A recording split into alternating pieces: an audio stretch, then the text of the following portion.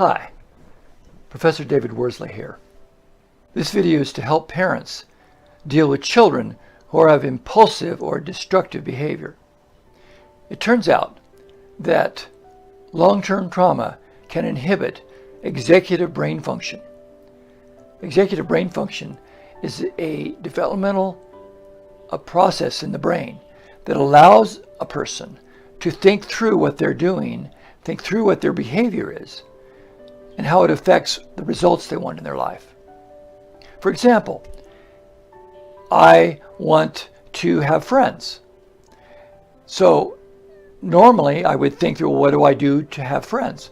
Well, if a teen is inhibited in this, or a preteen, instead of being cooperative and listening and being a friend and being friendly, he might be bullying, or she might be argumentative, or be cruel or angry with another child, or be impulsive about something to get what they want, even though it works against them. So this executive brain function is essential for normal social interactions. Unfortunately, if it gets delayed, we can have many kinds of problems. So consider some of the kinds of traumatic experiences that can inhibit executive brain function. Okay, so one of the things, for example, during this COVID time, this long time affecting work, affecting children's interaction with each other, affecting your relationship with your children, this long-term situation can cause trauma for children. So this is one example. Another might be if one parent or another is sick for a long period of time. This long-term illness can create trauma for children. Another example might be a loss of a parent. If, for example, in my situation, when my daughter was 2 years old, her mother died. And this was a long-term thing for me. I was very upset and stressed, and my daughter was affected as well. If there is constant chronic conflict between parents in a home, or constant conflict between siblings in a home, these are all areas that can be called traumatic and affect children dramatically. Let me give you an example of when executive brain function caused a child to have delayed emotional development. He had a delay because there was a divorce. His parents were often in conflict, and there was this constant stress for him, and he retreated his ability to figure out what to do to have friends. He was an 8-year-old who wanted to make friends, but what he did instead was to be aggressive, and in being aggressive, he pushed other children away. He didn't have the cognitive executive brain function at that point to be able to figure out that you got to nurture friends to have friends. The parents and I worked together to model the behavior of talking through. It's called self-talk. So the parents would work with Jimmy and would basically say, okay, I want to have a friend. So what can I do to make a friend? Okay, what do I want as a friend? Well, I want somebody to be nice to me. I want them to treat me good, maybe share with me. So again, using self-talk, modeling with the child, the parent can present a framework to help the child develop emotionally again. So the parent would model the behavior by talking to himself. Okay, I'm going to share a toy with this friend, and then I'm hoping that the friend will like that and we can be nice to each other.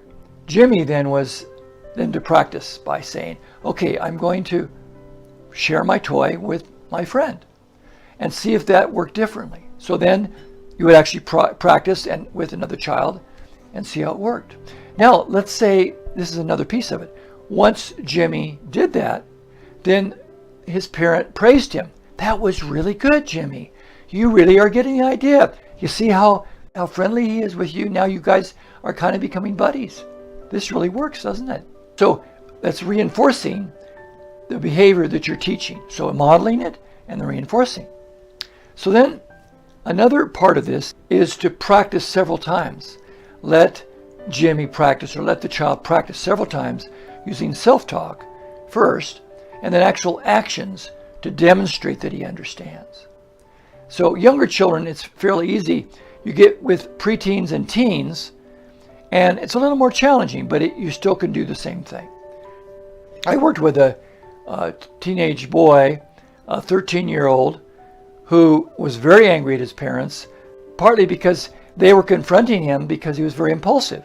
He just did things without thinking about it, and when they asked him, "Why did you do that?" I bet you know the answer. "I don't know." He wasn't thinking through. So part of it is, especially with a teenager, is they have a cognitive ability to understand a little more of what you're talking about. So another way with a teen is to talk through without a long talk, but more of an interactive talk. Okay, I'm going to give you a little role play here to give you an example. Okay, this occurred with my daughter, 𝗔𝗱𝗍𝗃. She had been very impulsive about certain things that she wanted. She would just go and take something without asking. And she did this at school with another student. She took it. She would, in her mind, she said, "I'm just borrowing." So she takes it. She gets in big trouble at school. So I was brought in, and we had to go through this process of being upset and kind of finally getting things calmed down. And the first step of this process is actually what I did, especially with my daughter. She was 12 years old.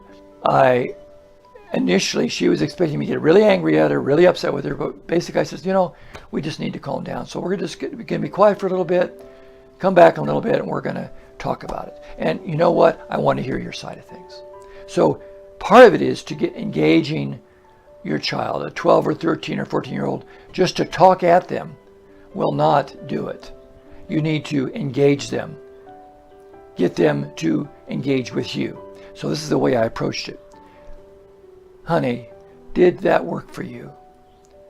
When you took your friend's thing, even though you're friends, or you think you're friends, and you didn't ask first, you just impulsively took it thinking you need it, you're going to give it back.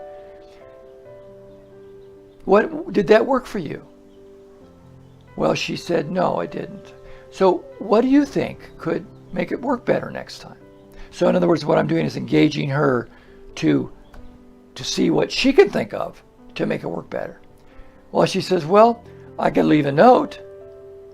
Okay, you could leave a note. That's a possibility. But what if she wanted that right then and she didn't know where it was, and she sees that you took it and you didn't ask her ahead of time? Do you see how that might affect her? If, for example, if you had something that was very important to you and your friend took it from you, left a note, but didn't ask you first, how would you feel about that? "Oh," she said, "I would not like it at all." Okay, so part of what I'm saying here, honey, is you need to first think through what could happen with what you do. So I'm going to kind of show you some examples, and I bet you can think of some examples, and we're going to work out a strategy together so you don't have to get in this situation again. What do you think? Okay, so at that point, because I had worked with her, got her input and engagement with me, we could talk about it. Now, this didn't always work, but again, this is a working through kind of a process. Okay, she really wanted to have this friend. She wanted to keep the friend. But what was happening was her friend was now angry at her, and she didn't want that. So she saw how that wasn't working. So kind of working through a reasonable process to help engage the teen is really important here. So another part of this now is the practice. So modeling what to do and then practicing, and having your child practice with you first. And do some different scenarios. Okay, let's say one of them was what I just explained. Maybe another scenario is something else that comes up at school where, with another student I was working with, this student wanted to have game time with several other students. And the way she thought of doing it was she just kind of jump into the game, start playing without transitioning from outside to the other kids. She didn't understand that to just jump in was actually pushing the other kids away emotionally and pushing them away from wanting to be her friend. So they just thought she was being a bully. This was another child. This wasn't 𝗔𝗱𝗍𝗃. This was a different child. Her name was Tanya. So in working with Tanya was 13. She really wanted to have those kids as friends. She also wanted to play in the game that they were playing. I says, well, okay, let's talk through it. You want to play this game. What would be another way that you could get into that game without having everybody be mad at you? She says, I don't really know. So she didn't really know. So could I give you some suggestions? She was okay with that. Because again, I asked her first, you see how it's working? Engage first, get connection first, then present. Okay, so then I shared with her, well, in order to play the game, you might want to ask first if you can play. Maybe not during the game, but before the game. So maybe there's some kids on that you could talk to ahead of time. Would it be okay if I joined you guys' game later? I'd really like to play. I'd really like having fun with you guys. You see how different that feels? Well, Tanya did understand that. She really got what I was saying. Now, did she practice it yet? No. So we actually then practiced some different possible situations. She said that to a friend. She saw if it worked with the friend. She tried some different scenarios. Okay. And she said to herself, okay, I'm going to first talk to a friend. So here's the self-talk. I'm going to first talk to a friend. I'm going to ask first before I jump into the game. I'm going to have fun in the game, but not be mean. I'm going to cooperate with the other kids. Okay, so these are some of the things she was learning about. Well, just to give you a little history, Tanya had gone through a divorce in her family. Her parents were angry with each other all the time, always yelling. She was used to barging in because that's what her dad did all the time. So she didn't know about this transition space of transitioning from one place to another. This was helpful to her, and she began to see that would work better. Now, did she get it the first time? No, she didn't. She still did impulsive behaviors. But it was a beginning of a process for her to learn. Again, each time it didn't work, key thing here is the adult. Calm. Well, did that work? Did that strategy work for you? Or do you remember another strategy? Oh, that's right. I could have done what we talked about. See, it may not be the first time. It may take several times before the child gets it. Think about it. As adults, did we get things the first time, or did it take a few trials to get it? So, practicing, having compassion, being calm. I have to own up here. As a parent, I was not always calm with my teenage daughter. Sometimes I reacted, and I messed up in my reaction because then we couldn't really talk because she didn't think I would listen. So I had to recover that, be calm the next time, engage her the next time, get her input, and then transition in it. See, so you really have to be calm yourself. So one recommendation here is to take time before you react to your child to calm yourself first. Take some deep breaths. Calm yourselves. Do some of your own self-talk. Okay, I've got to be calm. I've got to be ready to talk to my child. I've got to engage him or her, get their point of view, their side of things before I jump in. Because maybe I don't know the whole picture, and through that discussion I'll get more insight. And my child won't be reacting to me. Half the problem parents have with teens is the teens react to the parents blaming them or judging them or ignoring them, not listening to them. All these are the reasons that teenagers often react. Yes, they may be impulsive, but they're not really to listen. The parent needs to be the parent. Needs to be the adult, listening, understanding, and then teaching. Otherwise, it doesn't work very well. Make sense? So there's another piece to this, which is tracking. Tracking behavior, helping the child track their behavior. Here is a tracking form. And the tracking form can be very simple. It just basically, here's the behavior. This is what happened on this date.